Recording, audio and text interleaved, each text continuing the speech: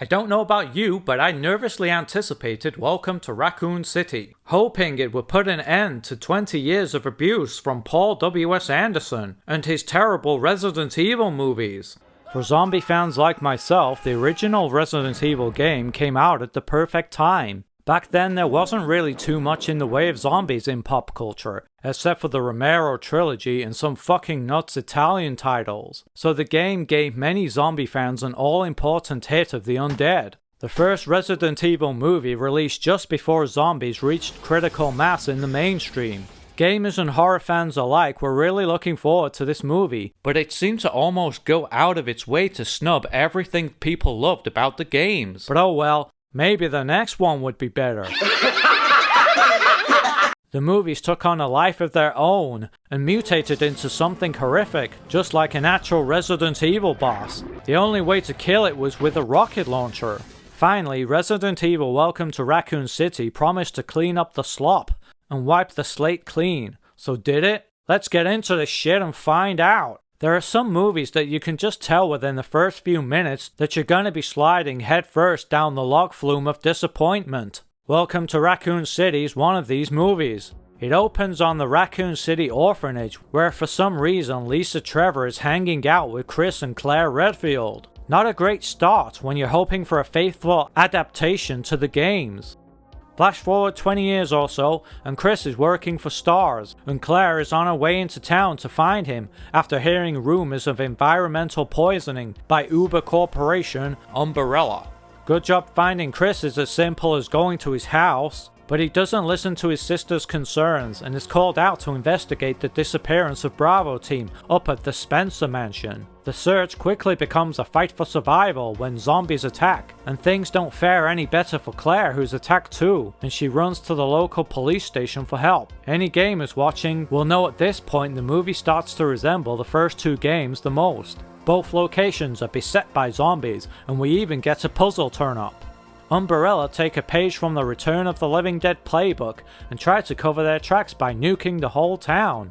The two groups converge as they race to beat the clock, a task made more difficult by a mutated William Birkin, who seems to really want to trash talk Chris for some reason.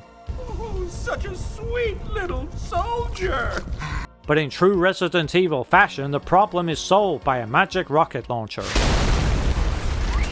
I'm guessing the casting was done by Louis Braille, cause whoever it was, they can't see for shit. I mean, these characters look nothing like their gaming counterparts, and I'm not just talking about skin tones here either. Let's compare. Wesker is a complete goon, rather than a cold and calculating mastermind. Claire and Chris bear a passing resemblance, but their backstories are unrecognizable. Speaking of unrecognizable, I don't even know who the fuck this character's supposed to be. But at least they nailed Carlos, right? They also got Chucky right too. Hi, I'm Chucky. I've seen cosplayers do the characters better than this multi-million-dollar movie. I get that if you put them all together, the Resident Evil characters are whiter than a Ku Klux Klan rally. But you're not making your own generic zombie movie with whatever characters you want. You're using characters that have already been established, and people are going to have expectations on how they look. The lack of diversity is rooted in the games, but for better or for worse, you gotta keep the characters the same. The lazy costume design compounds the issue, and lacks attention to detail. When Birkin transformed, all I could look at was his stupid blue t-shirt. It takes what, 2 seconds to put on a lab coat? I mean, characters are characters because of their distinctive personalities and looks. Visual identity has a lot to do with why people love characters in general.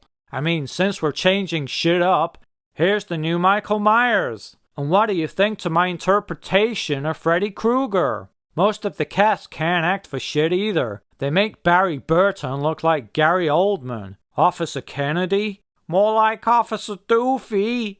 Welcome to Raccoon City at least makes a surface level attempt to appear more like the games. Where the Paul W.S. Anderson movies ignored most of the source material, Raccoon City goes the opposite way and crams in as much from the first two games as possible, even mining later installments for nuggets to throw in your face.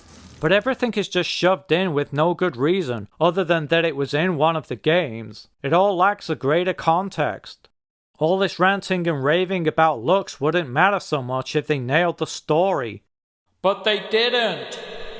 Umbrella are now more like some militant operation that's somehow allowed to control an entire town, rather than a dodgy corporation that operates in the shadows. Chris didn't notice anything was up his whole life, but Claire strolls in a town for 5 minutes and has the whole plot figured out. How could you be so dumb when your sister's so smart? It concentrates too much on small subplots that weren't really too important to the games, and forgoes the bigger picture. Lisa Trevor and the orphanage, for example, weren't even in the original games, but here they play a big part in the movie's narrative.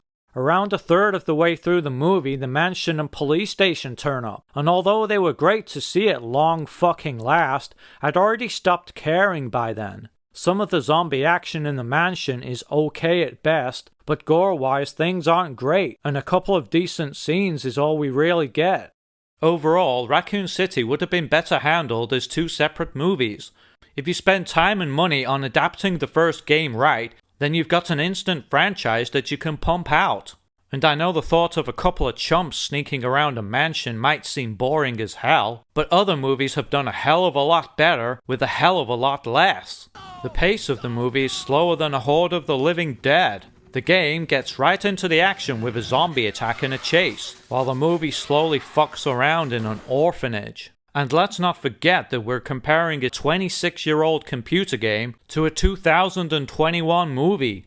I know which one I'd rather watch. Not only does the pace shamble along, events are presented in a boring as shit manner.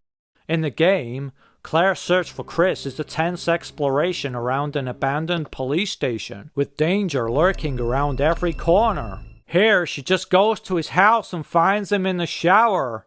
Anything interesting like the approach to the mansion is over too soon. And to top things off, there's always a dumb song playing at inappropriate times, killing the atmosphere, or just making you think, what the fuck? I know I sound like a broken fucking record here, but why not just use the excellent game music? Or at least do a new score that incorporates some of the same themes? And that's what it all comes down to. Everything is right there in the games. The characters, the story, the music. Why is this so fucking difficult? Not a bad question, Bert. Don't try and put a clever spin on it. Don't try and add your own shit. I think all fans just really want is a live-action version of the games. So for the love of gore, just copy and paste. The proof is actually in the movie itself, and the rare times it does stick close to the games are often its best moments. So for this zombie-brained lack of judgment, I'm gonna kill the movie! More like Raccoon City.